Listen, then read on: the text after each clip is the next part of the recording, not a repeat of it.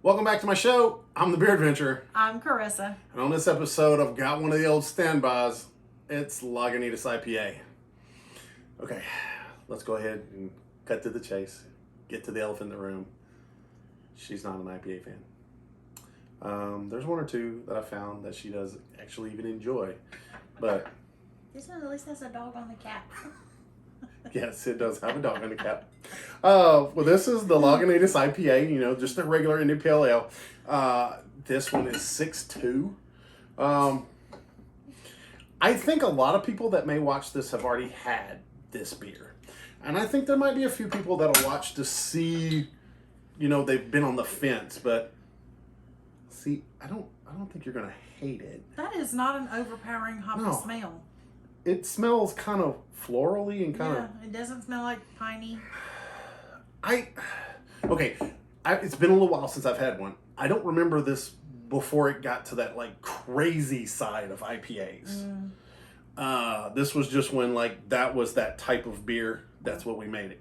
Could be wrong, because the first two IPAs I ever had was Sierra Nevada's Pale Ale, and then their IPAs, and then this one. So let's see. It's got that normal IPA. Now, I'm going to pour her a lot less than me, just in case she doesn't dig it. I'm a hard pourer. Let's see if I can get me a little more head on here. Yeah, that is. It actually smells pretty good. Well, the smell to me of a good IPA is it should be almost a little green and kind of florally with a little hint of citrus, but more... It does have kind of a florally smell. Florally? Okay, I know, I'm going to enjoy it. Does that mean I gotta go first? But you gotta go first in case I gotta zoom in case you accidentally make IPA face.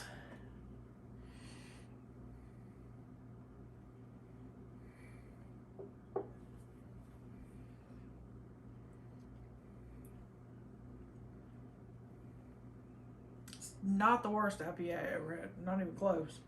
Okay. It's not bad. It has a hoppy taste, but it's not like... You're not assaulted by the hops.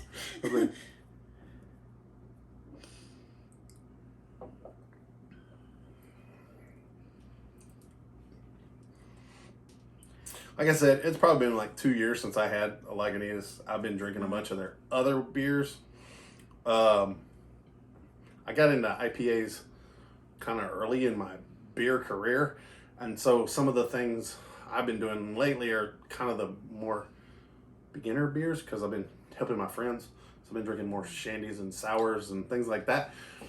So I'm kind of going back and revisiting the old faithfuls, and this is pretty much like I remember. That is not bad at all.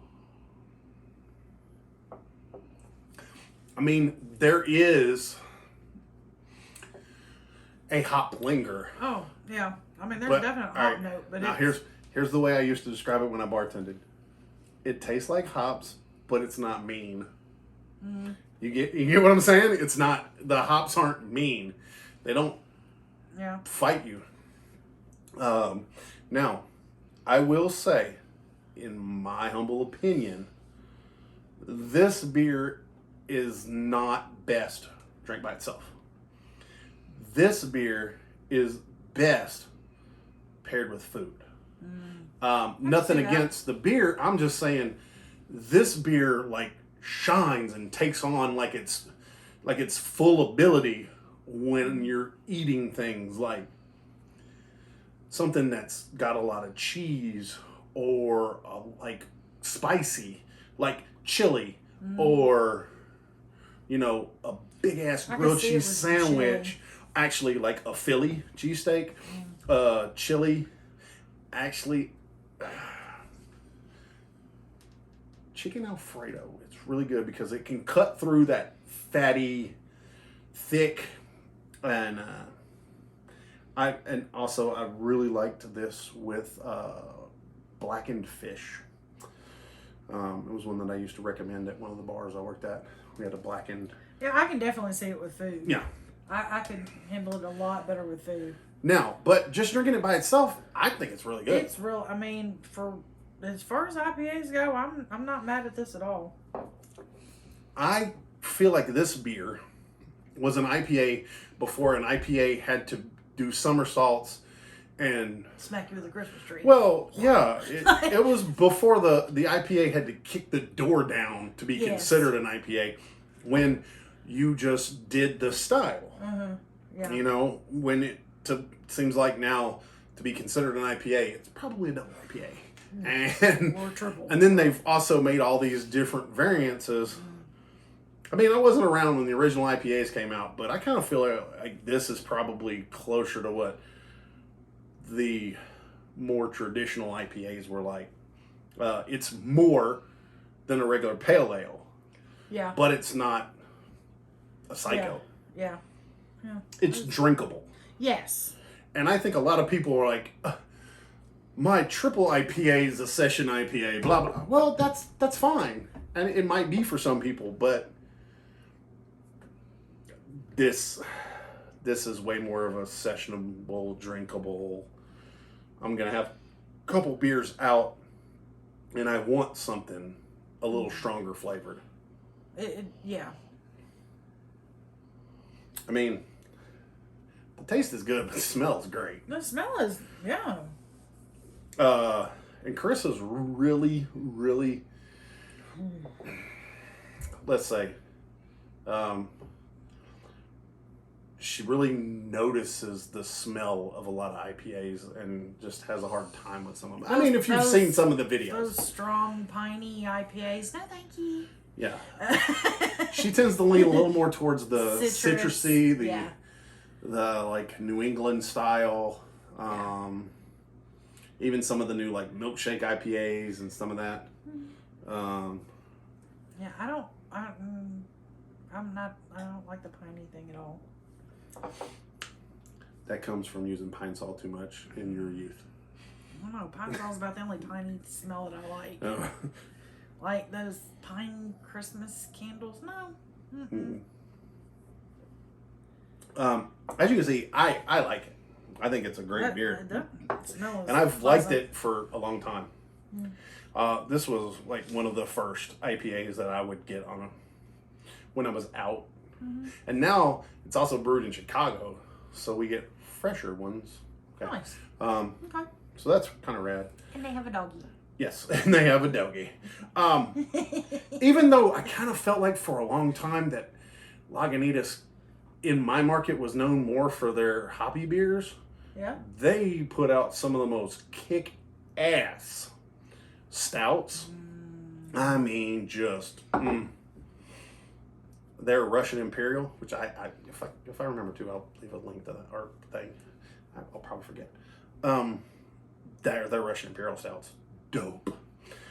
Well, if you like this beer, let's talk about it down there in the comments sections. Or if there's an IPA you'd like me to try to find and review, I'll do the best I can to try to find it. I mean, heck, I reviewed Bud Ice because somebody asked me to. That was a little weird.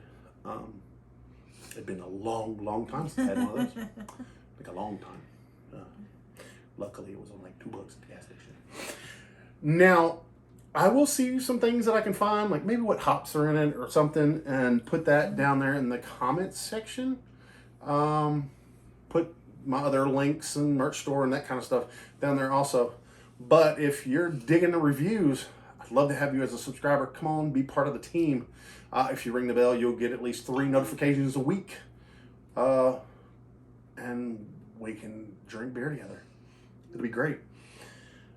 So let's go ahead and find out if she liked it. So first and foremost, always most important, did you dig it? I think so. I think it's a good beer. I dig it. Would you have another? This is where it gets real important.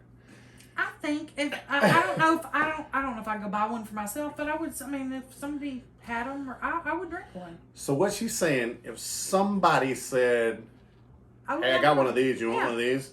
and there wasn't a shandy available for a stout or stout, she would. I would. Yeah, I would definitely drink this above a lot of IPAs. Yeah. Yeah. Yeah, I definitely have another. Does it have any seekability? Honestly, I don't think it's really that hard to find. So, I mean, the only seekability factor I really see is when you go, man, I haven't had one in a while. Let me go grab one. Oh, but is it pick six worthy?